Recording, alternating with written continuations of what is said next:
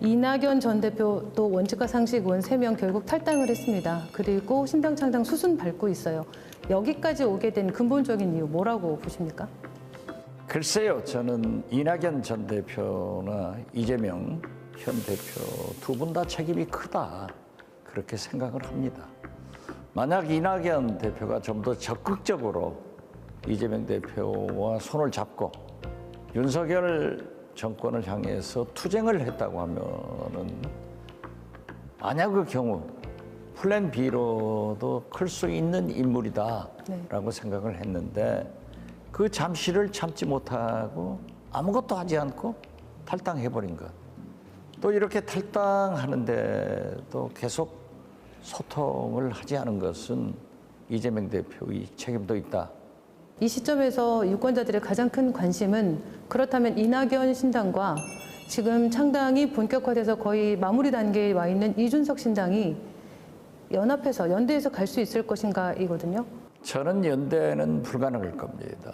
태생적으로 이낙연 전 대표는 베이스가 호남이고 진보고, 그런데 과연 이낙연 호남 진보 세력과 영남에서 득표를 하려면은 플러스가 되겠는가?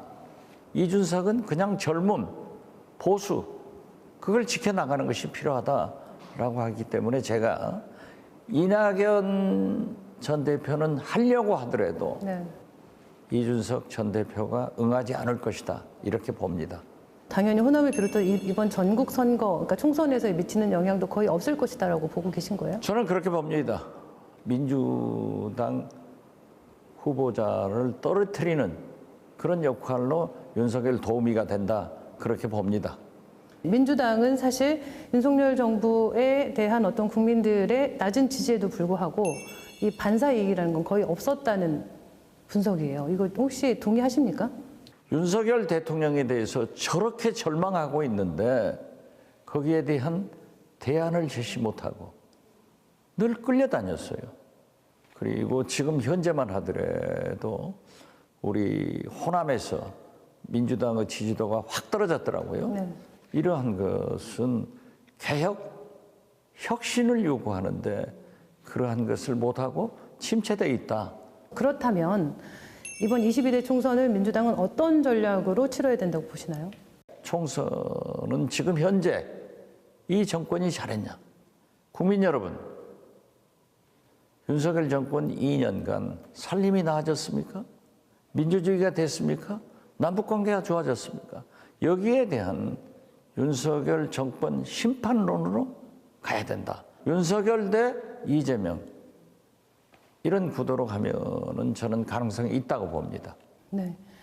민주당 입장으로 들어가서 이번 총선을 치러야 하는 입장에서 삼지대를 바라보는 시각에서 한번 얘기를 해보고 싶어요.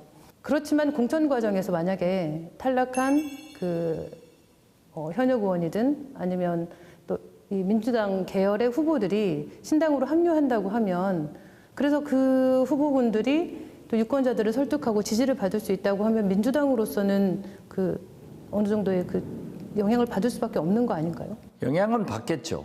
그분들이 우르르 이준석 신당으로 갈 거고, 우리 호남에서도 민주당에서도 공천에 탈락되는 사람들이 갈 수는 있지만은 제가 볼 때는 아주 적을 거다. 극소수다.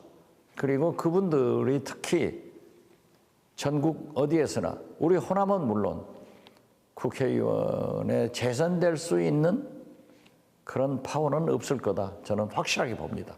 네. 이제 호남 정치 얘기해 보겠습니다. 네. 지난 21대 총선을 보면은 이 현역 의원 교체 비율이 50.3%였는데 광주 전남은 특히나 높았어요. 83%였거든요. 굉장히 큰 차이인데 이 지역에서의 이 선거 때마다 물갈이 여론이 높은 이유 있다고 보세요? 너무 물갈이만 주장하지 마라. 국회는 선수다. 네. 그러나 역대 총선을 해놓고 보면은 50% 정도가 물갈이가 돼요. 특히 광주 전남은 더 추구해요. 그러니까 무조건 물갈이다 하는데 국회는 선수로 하는 겁니다. 선수가 없으니까 상임위원장도 못하고 원내대표도 못하고 아무것도 못하잖아요.